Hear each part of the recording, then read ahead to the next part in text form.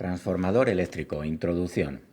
Sabemos que si cerca de un conductor eléctrico hay una variación del campo magnético, se induce en él una tensión. Si ese conductor se enrolla en forma de bobinado y movemos un imán, lo mismo, se induce una tensión en sus extremos porque cerca de la bobina hay un campo magnético variando su intensidad. Esto es la ley de Faraday-Lenz. Ahora situamos otra bobina cerca, a la que alimentamos con tensión. Sabemos que circulará una corriente que creará un campo magnético como el del imán de antes. Si esa tensión es alterna, el campo magnético que creará también será alterno, o sea, que será más o menos intenso según la tensión sea mayor o menor. Esta variación de flujo magnético será percibida por la segunda bobina y se inducirá tensión en ella. No hay aquí ningún imán moviéndose, pero sí que hay un flujo magnético que cambia de valor cerca de la bobina derecha, y esta es la condición para que se genere en ella tensión. Aquí podremos alimentar una carga, pero si situamos un material ferromagnético al que abracen ambos bobinados, el campo magnético circulará por él con más facilidad que por el aire. Canalizará el campo magnético por él y así se aprovechará mejor ese campo que se genera en esta bobina en esta otra. No habrá tantas pérdidas, no habrá tanto flujo disperso. Este circuito magnético, en vez de ser un bloque macizo, está formado por láminas, ya que así se aumenta el rendimiento. Resumiendo, un transformador consta principalmente de dos bobinados aislados eléctricamente entre sí que están enrollados a ese material ferromagnético. Alimentamos al primero y conseguimos tensión en el segundo. En este momento, por el primero circula una pequeña intensidad llamada de vacío que se encarga de mantener ese flujo magnético. Si en el segundo conectamos una carga, circulará intensidad por él, que creará un campo magnético que se opondrá al primero. Y esto lo que provoca es un aumento de la intensidad que circula por el primero. La principal ventaja del transformador es que puedo conseguir distintas tensiones en estos dos bobinados simplemente construyéndolos con distinto número de espiras, ya que las tensiones son proporcionales al número de espiras.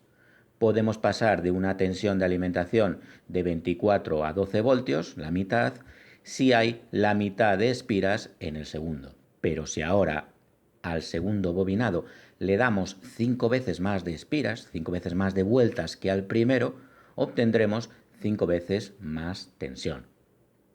Pero sin perder de vista que el transformador solo funciona con corriente alterna. Con una tensión constante se crea un flujo magnético pero constante y esto no induce tensión. Vamos a dar ahora unas definiciones usando este transformador. Vemos que es un trafo con dos bobinados, uno de 24 voltios y otro de 230. Al de 230 se le llama lado de mayor tensión y al de 24 de menor tensión. Y se llama al primario al lado donde conectamos la alimentación y secundario donde conectamos la carga. Una de las características de los transformadores es que son reversibles. Podemos alimentar al bobinado de 230 y ahora este será el primario y el de 24, como conectamos la carga, será el secundario. Por supuesto, los lados de mayor y menor tensión no habrán cambiado. Así que si tengo una fuente de tensión de 24 voltios y necesito alimentar receptores de 230, recurriré a un trafo de este tipo y lo conectaré así, aunque lo más habitual es tener alimentación de 230 y usar este trafo para alimentar receptores de 24 voltios. Vamos con las fórmulas. Y para ello suponemos transformadores ideales sin pérdidas, ya que no cometeremos mucho error así.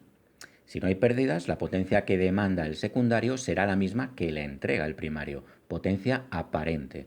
Cada potencia es su tensión por su intensidad, que al igualarlas queda esta ecuación. Por otro lado, como la tensión de cada lado es proporcional al número de vueltas, obtenemos esta ecuación. Juntando ambas, obtenemos que la tensión en el primario entre la del secundario es igual a las vueltas en el primario entre las del secundario, que es igual a la intensidad del secundario entre la del primario. A esto se le llama relación de transformación.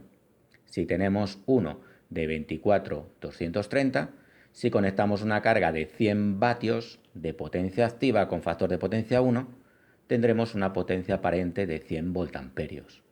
Por lo tanto, aplicando la ley de la potencia, la intensidad por el secundario será la potencia entre la tensión, 0,43 amperios. Y como dijimos que la potencia del secundario es la misma que la del primario, la intensidad por el primario será 4,1 amperios. Suponiendo que en el lado de 24 voltios hay 100 espiras, en el de 230 habrá 958. Aunque saber esto del número de vueltas o espiras tampoco es muy importante, a no ser que queramos fabricar un transformador. Y vemos que, evidentemente, estas relaciones se cumplen. Hay que aclarar que el transformador no amplifica la potencia. Es la misma en el primario y en el secundario, solo cambian las tensiones e intensidades entre primario y secundario de forma proporcional. Si aumentamos la tensión 9 veces, disminuye la intensidad 9 veces. Si en el secundario ponemos más carga y aumenta la intensidad al doble, también aumentará al doble la intensidad del primario. Podemos decir que la intensidad que circula por el primario depende de la del secundario, que depende de la que demande la carga. Y si en el primario alimentamos con la mitad de tensión, obtendremos la mitad de tensión en el secundario. En este caso, para hallar la tensión en el secundario cuando alimento al primario con 20 voltios, podemos usar una regla de 3. Si alimentando con 24 obtenemos 230, alimentando con 20 obtenemos 191 voltios. Podemos decir que la tensión que se genera en el secundario depende de la tensión de alimentación del primario. También llegamos a las mismas soluciones usando estas fórmulas y la relación de transformación, que en este caso es 0,104. Hablemos ahora de los valores nominales más importantes, potencia, tensión e intensidad, que nos servirán para saber conectarlo, saber qué potencia máxima puede suministrar y saber protegerlo para que no se queme. La información que nos da este trafo es que las tensiones son 24 y 230. Aquí vemos que la intensidad es de 2 amperios para el lado de menor tensión. La potencia la podemos calcular para el lado de menor tensión, que tendrá que ser la misma que para el lado de mayor tensión. Y así podemos calcular la intensidad por el lado de mayor tensión, 0,2 amperios. Por supuesto, estos valores nominales no debemos sobrepasarlos para no quemar el transformador, y para que no circule más intensidad de la que pueden soportar cada bobinado, debemos proteger con fusibles o térmicos. Bastaría con proteger en un solo lado. Este trafo, según la información que vemos y los cálculos que hemos hecho, podemos decir que es de 24 a 230 voltios con una potencia de 48 voltamperios e intensidades de 2 y 0,2 amperios. Ahora quiero resaltar que la potencia se da en voltamperios, o sea, potencia aparente. Veamos por qué. Supongamos que el primario es el lado de 24 voltios. Para hacer trabajar al trafo en sus valores nominales, la carga deberá ser de 230 voltios con una potencia de 48 vatios coseno de phi 1, ya que así la carga demandará 48 voltamperios de potencia aparente. Pero si la carga es de 48 vatios también, pero inductiva, con factor de potencia menor que 1, la potencia aparente que va a demandar en este caso serán 68 voltamperios, que ya es superior a los 48, y por lo tanto las intensidades serán mayores de las nominales. Esta carga quemaría el transformador, necesita un trafo de 68 voltamperios para no quemarlo. Así que el trafo nos dice los voltios y los amperios que puede dar, voltamperios, que es potencia aparente. Y nosotros debemos averiguar qué potencia aparente va a demandar la carga, y poner un transformador adecuado, o quizás corregir el factor de potencia de la carga con un condensador para no consumir más potencia aparente de la que puede dar el transformador. Un transformador podemos usarlo a menos tensión de la nominal. Por ejemplo, con 12 voltios en el primario podemos alimentar cargas a 115, la mitad. Pero aquí hay que tener cuidado, ya que sin superar la intensidad nominal, la máxima potencia que puede entregar ahora serán 24 voltamperios, la mitad de la potencia nominal que tiene este transformador. Vemos que si quisiéramos alimentar una carga de 48 vatios, a esta tensión demandaría una intensidad mayor de la nominal. Por supuesto, todo esto es suponiendo transformador ideal. En la realidad, si las pérdidas están sobre el 5%, entre el 10 y el 5%, no podríamos sacar 48 voltamperios, sino un 5% menos. O sea, la carga máxima a conectar sería de 45,6 voltamperios. Así que no podríamos conectar esta carga que demanda 48, ya que teniendo en cuenta las pérdidas, para obtener en la carga 48 voltamperios, el primario debe dar algo más, y eso supondría una intensidad por aquí de más de 2 amperios. Si queremos alimentar esta carga de 48 voltamperios, el primario debe entregar 50,5 para que con unas pérdidas del 5%, 2,5 voltamperios, se obtenga en la carga esos 48 voltamperios que queremos. Y estos serían los valores nominales del transformador a usar. Y también deberíamos tener en cuenta la temperatura ambiente a la que va a trabajar el transformador. Los valores nominales se suelen dar para unas temperaturas sobre los 40 amperios. Habría que leer las especificaciones del fabricante.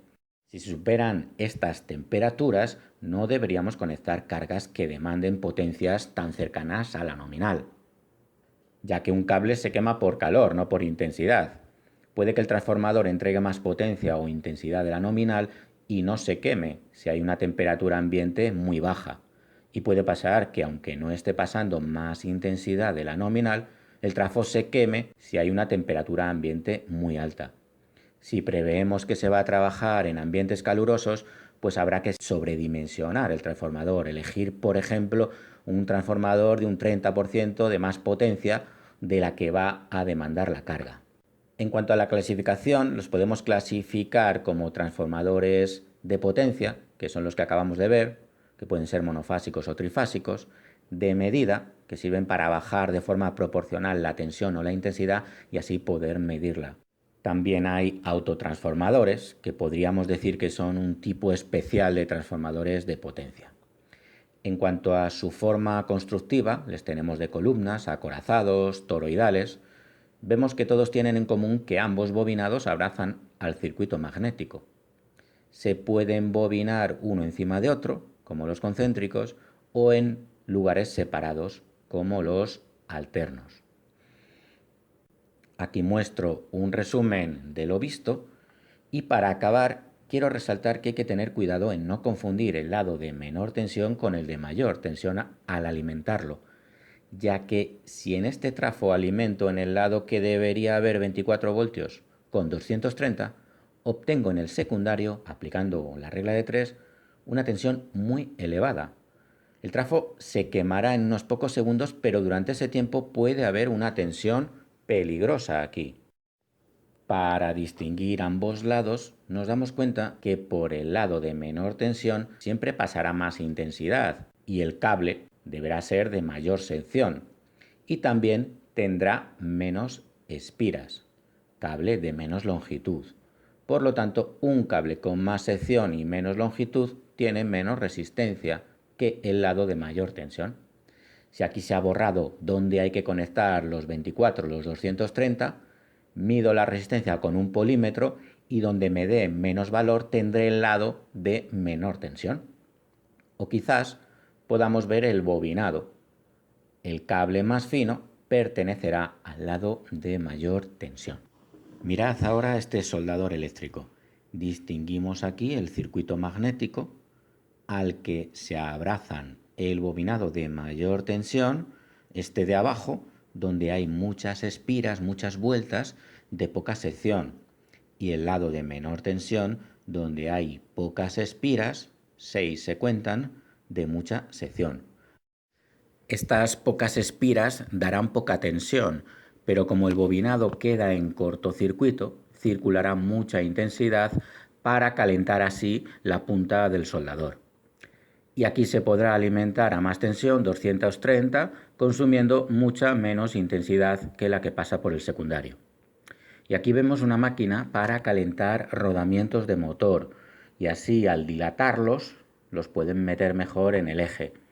Este sería el circuito magnético al que se abraza el lado de mayor tensión, alimentado 230 voltios, que estaría aquí dentro, y resulta, lo curioso, es que el lado de menor tensión está formado por una única espira, el rodamiento. Por lo tanto, también está en cortocircuito y por él circulará mucha intensidad que lo calentará. Se calienta por inducción, porque se induce en él una corriente muy elevada.